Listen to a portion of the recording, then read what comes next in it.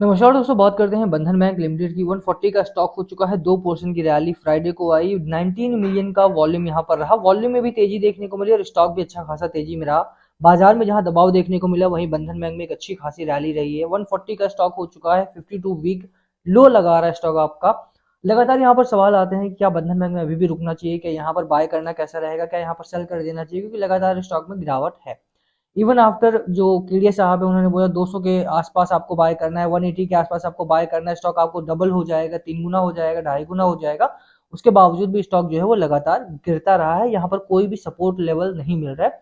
बात करें कुछ इंपॉर्टेंट फैक्टर के बारे में, यहाँ पे क्या अभी भी रुकना यहाँ पर सही है, कौन से वो फैक्टर है जिसकी वजह से स्टॉक में अभी भी तेजी बन सकती है, कहाँ पर आपको वॉच आउट करना है, खबरें कौन सी है जिसकी वजह से गिरावट हो रही है, और रुकेंगे अगर आप क्या टारगेट लेकर के चला जा सकता है, कितना टारगेट सीएलएसए ने यहाँ पर दिया है, क्योंकि सीएलएसए ने इस स्टॉक को अपग्रेड किया है, उसकी भी बात यहाँ पर हम करने वाले हैं। चलिए स्टार्ट करते हैं इस वीडियो को। और उससे पहले अगर आप चैनल पे नए हो तो प्लीज चैनल को सब्सक्राइब कर दो, हिट द बेल आइकन ताकि आपको नोटिफिकेशन मिल सके। चलिए स्टार्ट करते हैं। सबसे पहली बात बाजार की। बाजार के हालात थोड़े से खराब देखने को मिले फ्राइडे को, और ये एक बड़ा रीजन रहा क्योंकि मार्केट में अब देखो बंधन बैंक की जहां तक बात करें, बंधन बैंक में बहुत सारी चीजें हैं जो काम कर रही हैं, जो अच्छी हैं, जो बेहतरीन है। और ये वो स्टॉक है जहां पर माइक्रो फाइनेंस का जो सिचुएशन है वो भी धीरे धीरे करके इंप्रूव हो रहा है। इंडिया में माइक्रो फाइनेंस अगर आप इंडस्ट्री देखोगे तो micro finance is not working as at the level of जिसके जिसके ऊपर आरबीआई ट्रस्ट करता है, जिस जिस लेवल पर आरबीआई चाहता है, एट दैट लेवल। बट अभी भी अगर आप देखिए बंधन बैंक की जिस तरह से बात की जाती रही है, बंधन बैंक ने अपने सारे पैरामीटर्स को, सारी चीजों को एट पार कर रखा है according to the RBI guidelines. उसके बावजूद भी यहाँ पर सिर्फ एक गलती की वजह से स्टॉक में लगातार गिरावट देखने को मिल रही है। इसका जो नाम है ना, वो नाम खराब हो चुका है, और उसकी वजह से यहाँ पर लगातार फॉल। मैं आपको कुछ नंबर्स दिखाऊंगा यहाँ पे। Even after market fall stock में 2% की रैली आई, और वहीं पर ही इतना ही नहीं, अगर आप देखेंगे इसके नंबर्स में लगातार बात हो रही है कि Q2 के नंबर खराब रहे, Q3 के नंबर्स भी खराब आएंगे। बट यहाँ पर अगर आप देखो तो Q2 के नंबर भी बहुत अच्छे रहे थे, Q3 के नंबर्स ने तो चौंका दिया है लोगों को। 6,574 करोड़ के आसपास का रेवेन्यू दिया कंपनी ने, जो कि बहुत बेहतरीन है। Q3 में कंजम्पशन लो है, Q3 में इकोनॉमी में स्लो डाउन है, Q3 में माइक्रो फाइनेंस की सिचुएशन गड़बड़ा गई है। Q3 में बेसल नॉर्म्स आने वाले थे, जो आरबीआई ने पोस्टपोन कर दिए। बेसल थर्ड आपका देखो चल रहा है, सर्च कर लेना गूगल में बेसल क्या होता है। बेसल नॉर्म्स होते हैं, बीसीबीएस बनाती है इसको।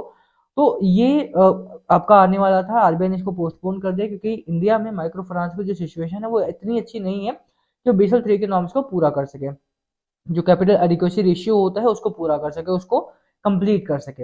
हाई क्वालिटी लिक्विड एसेट रखना होता है इसके तहत में, वो नहीं किया जा सकता, इसी वजह से इसको पोस्टपोन करना पड़ा। ऐसे में भी कंपनी ने बहुत बेहतरीन रिजल्ट यहाँ पर ला करके दिया। यही नहीं, मैं आपको इसके नेट नेट प्रॉफिट भी दिखा देता हूँ यहाँ पे।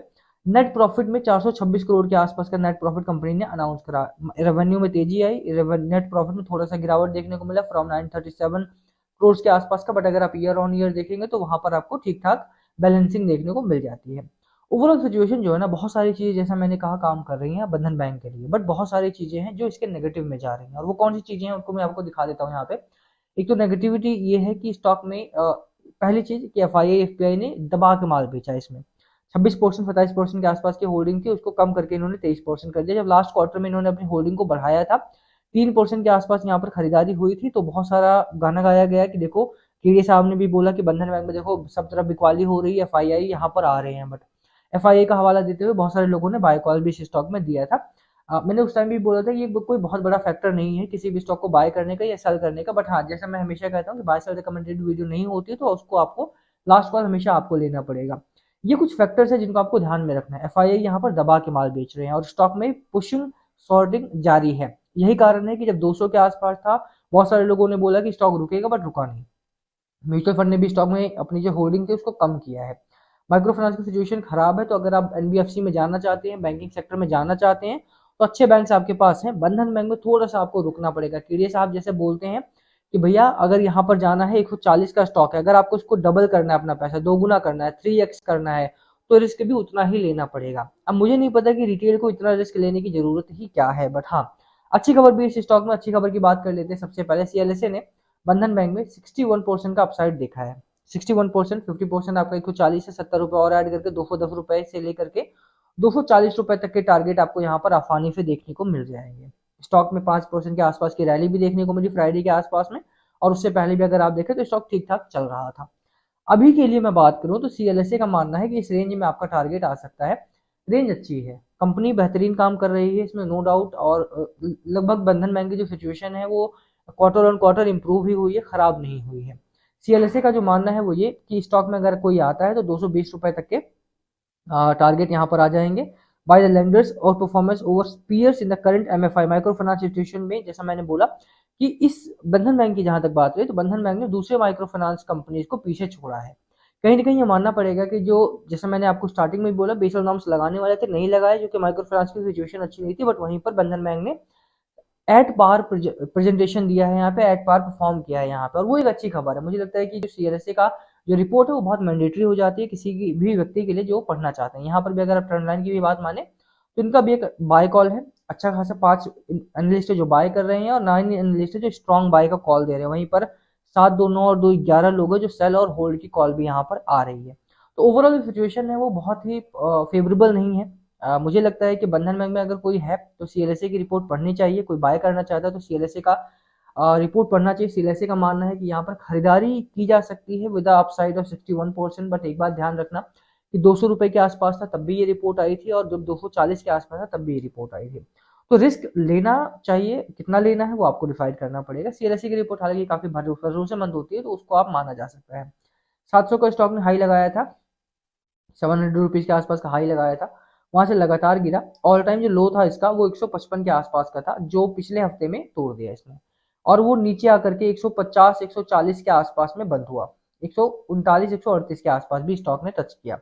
तो ओवरऑल अगर आप देखेंगे ना कहीं स्टॉक अपने लूजिंग स्प्री पर है, लगातार ये अपना जो मार्जिन है वो लूज कर रहा है। एक बार नाम खराब हो गया कंपनी का, उसके बाद लगातार यहाँ पर गिरावट का माहौल बना हुआ है। अभी भी अगर आप शॉर्ट टर्म का चार्ट भी देखें वो तो पूरा लाइफ टाइम चार्ट है, यहाँ पर भी अगर आप देखो तो ये जो आपका मैकडी है वो बेरिश मोमेंटम में है, और जो आरएसआई है वो साइडवेज ट्रेंड कर रहा है।